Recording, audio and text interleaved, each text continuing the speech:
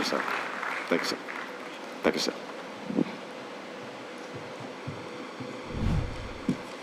Daniel, thank you very much for such a wonderful introduction, not only to me, but also introduction of my country, introduction of the very special relationship, civilizational relationship, contemporary relationship between India and Sri Lanka, whom I always refer to as civilizational twins.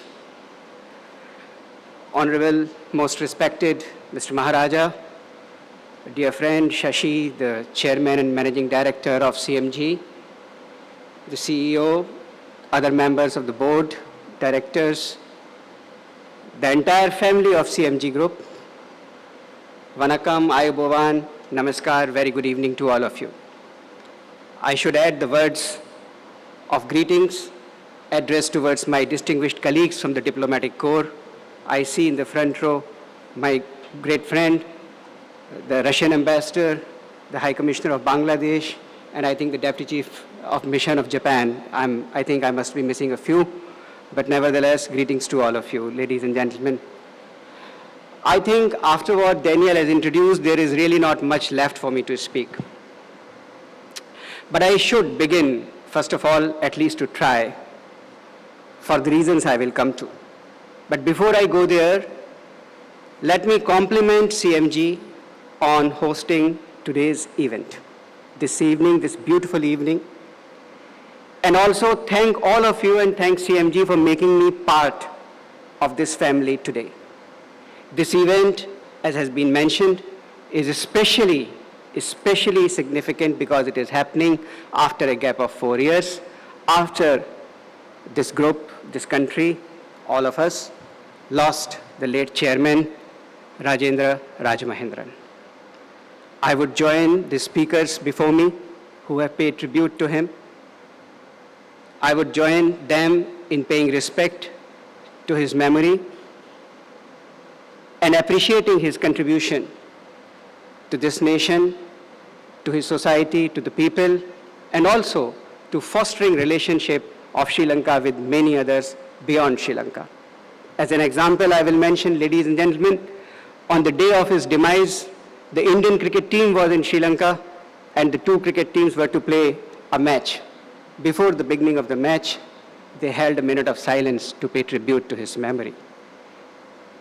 This obviously, they were not just respecting his memory or appreciating his contribution to Sri Lanka, but specifically to cricket, and that has been mentioned in the video that we saw. I would like to also compliment all the achievers, all the award winners. I think the Executive of the Year will be announced in a short while. But all of you deserve commendation, deserve appreciation because just not your own achievement, but because the strength your individual capacities bring to bear as a collective, as a team. I think the significance of any family, significance of any team lies in its collective strength. It is built upon individual capabilities, individual capacities, but obviously the collective strength is much bigger than the sum of the smaller parts. So once again, my compliments to all of you. When I was invited, when Shashi and Daniel came to my office, I readily agreed and accepted the invitation, but I must confess, I made one mistake. I did not first read the letter of the invitation. When I read the letter of the invitation after Shashi and Daniel, you left, I discovered that I was asked to deliver an address on force of future.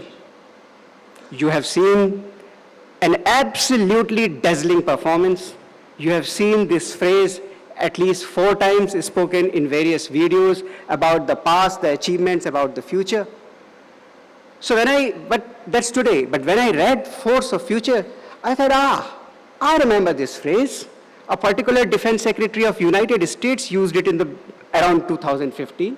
Maybe I can speak about it. But then I thought, then why would Shashi ask me to speak about a defense or a security doctrine? I thought maybe it's like science fiction, future force or something. And then to my horror, I discovered the remaining part, that my address could be motivational and intended to inspire. What, seriously? You expect that from a diplomat, really, do you? Diplomats are known to speak about, as we have heard many times perhaps, world politics, geopolitics, international relations, foreign policy, etc. And when they do that, the most apt listener can go to sleep.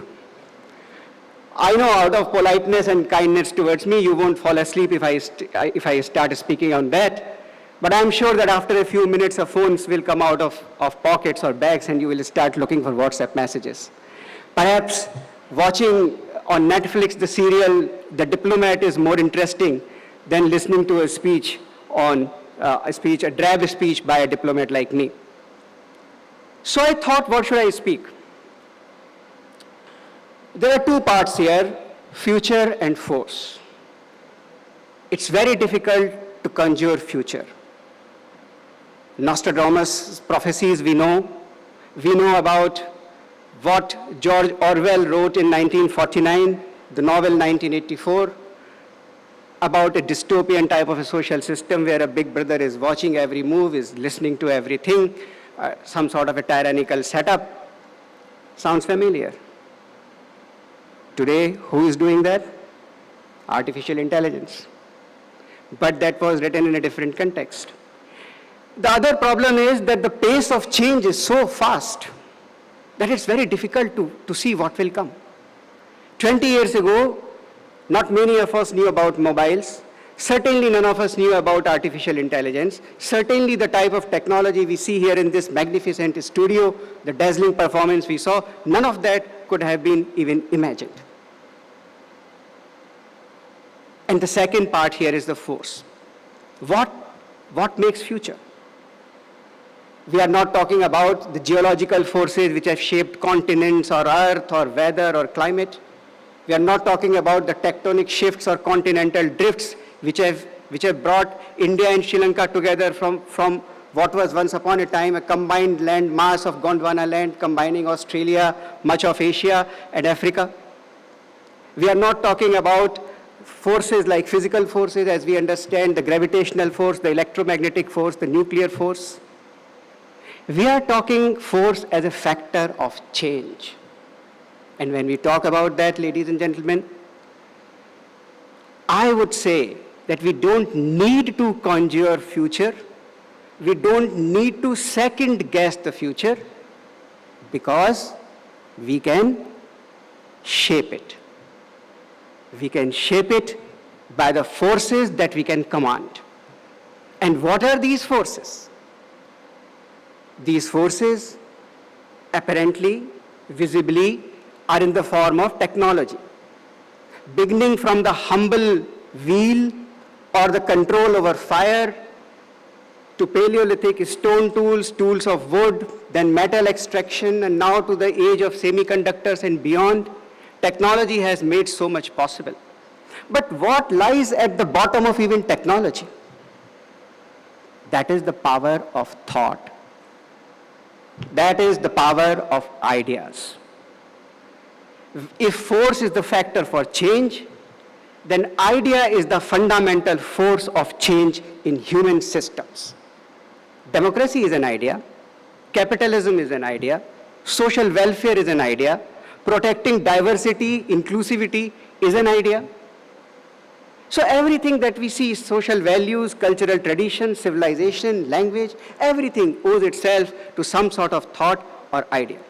So my submission, ladies and gentlemen, is let us not worry about future, because there are two types of people in the world. Those who live present, fearing for the future, and the other who live in the present, shaping the future. We have this talented pool of people is an example of the resources that Sri Lanka has, of the resources that countries like India, of our region, of our friends and partners have. The tools, the ideas, the thoughts, the resources to create their own future. Future not just for themselves, but for the entire humanity, the entire humankind. What are these forces? How do we create it? I just mentioned technology. Now, is technology always helpful? Today, I don't know if my bank balance is known to how many people around the world, though I have not disclosed it. But even if bank balance is not known or not known, certainly it is known how I spend my money. The intrusiveness of technology. Is it a blessing? Is technology not creating or widening the digital divide? How do we harness technology, especially in our countries, in our developing countries, in the countries of the South, who face the challenge not only of growing overall at the macro level, but bringing up millions, and in my country's case, hundreds of millions of people from the poverty above. How do we use technology for this task? Can we? Many people would ask, what has technology to do with this? My answer is very simple.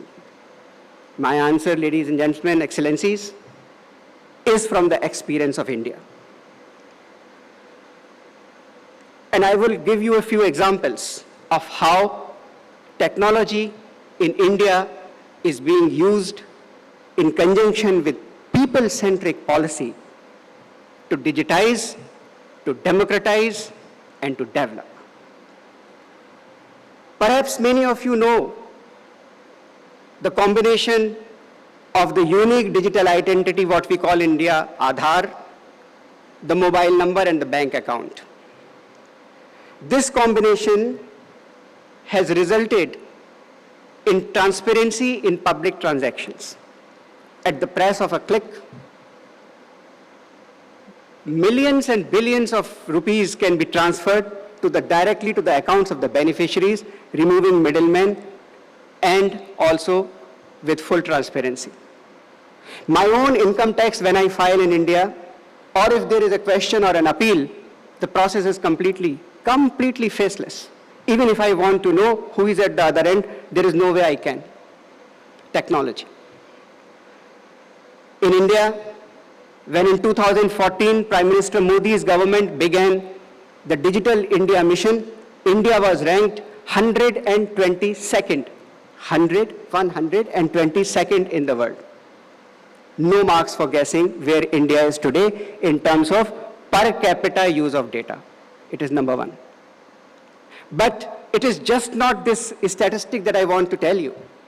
I want to tell you the inclusiveness and the democratization that it has brought together by delivering to the people the services, people-centric services, from driving license to income tax filing to direct benefit transfer to information which the farmers need in their field about what type of fertilizer to use, what type of seeds to get, when will be the rainfall. So what has happened is that while there are 41% of world's digital transactions are taking place in India, but the question can be, is it all happening in urban areas? No.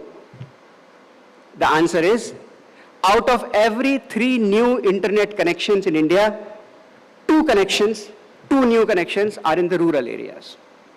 So my submission, excellencies, ladies and gentlemen, is that technology can help us bridge the digital divide. The question, of course, is that together with digitization and democratization, we have to keep the people at the center. We have to empower the people. We have to communicate and connect. When I speak of empowering the people, permit me to give you just one example. We speak about the status of women.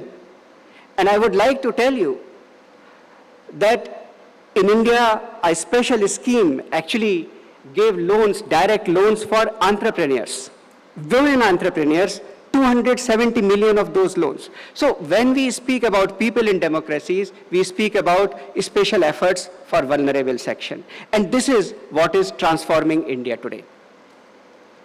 Connecting is another important part.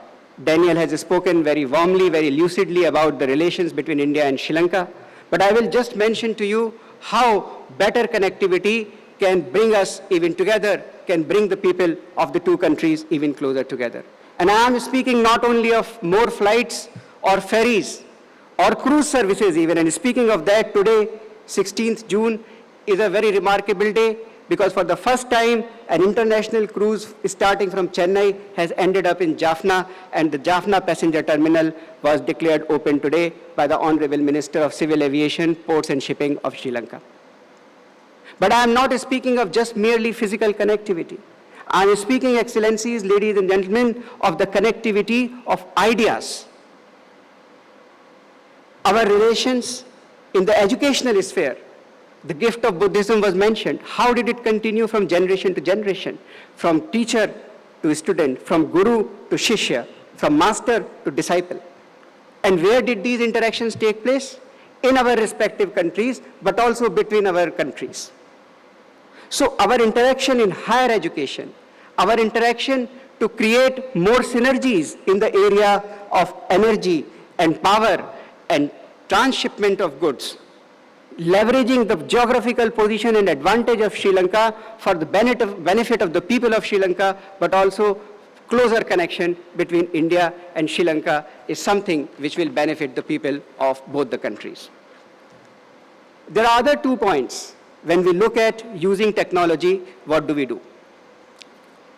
We must look at use so that our own lifestyles are healthy and harmonious. So that by using technology, we do not discard our heritage, but actually preserve our values. Health is a major challenge for all our societies. In October last year, Prime Minister Modi launched an initiative called LIFE, capital L, small I, capital F, capital E, LIFE, which means, it's an acronym, it means lifestyle for environment. How do we take small steps which not only work better for us, but also better for our climate, our environment, our countries, our societies? And lastly, when we use technology to include people, to make the development sustainable, because only inclusive development can be sustainable, we have to understand that the leaders listen and lead. It is true of individuals as well as organizations. When you listen, you will be able to lead. Today, ladies and gentlemen, what is happening across the Palk Strait in India, which is your closest and immediate neighbor, as I said, civilizational twin, is a rapid transformation. The pace of change in India is so quick that when I go to India 2-3 months, after an interval of 2-3 months, I always end up noticing, oh, this is new. I didn't notice this. And I'm not talking of a new building coming up. I'm talking of a new process or a new phenomenon or a new reality coming up. The change is so vast that I can do no better than to quote Prime Minister Modi about it. Quote, today, a new India is setting new goals and forging new path. There is a new enthusiasm, new zeal. There is a new journey and a new perspective. The direction is new, the vision is new, the resolve is new, and the confidence is new.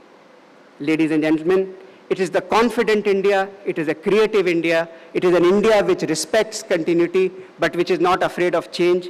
It is an India which is caring and compassionate. It is an India which is democratic and diverse. It is an India which is dynamic, but also a dependable partner, which is now emerging as a force for global good. I spoke of digital technology. What we have created in India, we call it now not digital pack or Indian stack, we call it digital public infrastructure, DPI. When we began the G20 presidency, the first interaction we had was with the 120 countries of the Global South in a virtual format. We are very honored that the President of Sri Lanka joined it also earlier this year. Our motto derives from our philosophy of Vasudhaiva Kutumbakam, the whole world is but one family. The motto of the Indian G20 presidency is one earth, one family, one future. And this has been our philosophy with respect to not only our neighbors, but all our friends and partners, that we are here to work with everyone who wishes to work with us in good faith. So, Excellencies, ladies and gentlemen, today, as I stand here, when India is looking to the next 25 years after completing the journey of 75 years as an independent country, when India is looking to 2047, Sri Lanka is also looking to the next 25 years, 2048. There are so many things we can do together. Develop Sri Lanka's renewable energy sources and export the surplus to India. Produce it as the fourth source of revenue, foreign exchange for Sri Lanka, beyond the three sources that we have seen are subject to the fluctuations in the global situation. So when we look to the future, when we look to the force to shape the future, we have to look at technology, we have to look at democratization, digitalization, we have to keep the people in the center, but we also have to forge partnerships. And this is where I would leave this message with you, that when you adopt technology, when you adapt the technology, when you empower the people, when you eradicate the digital divide, when you not only embrace the change, when you not only be the change yourself, but when you lead the change, think of us in the neighborhood. We are right there to partner you. Because India believes in the strength of one and one. And India believes that when we have one and one, it's not two, it is 11. Thank you very much, Excellencies, ladies and gentlemen.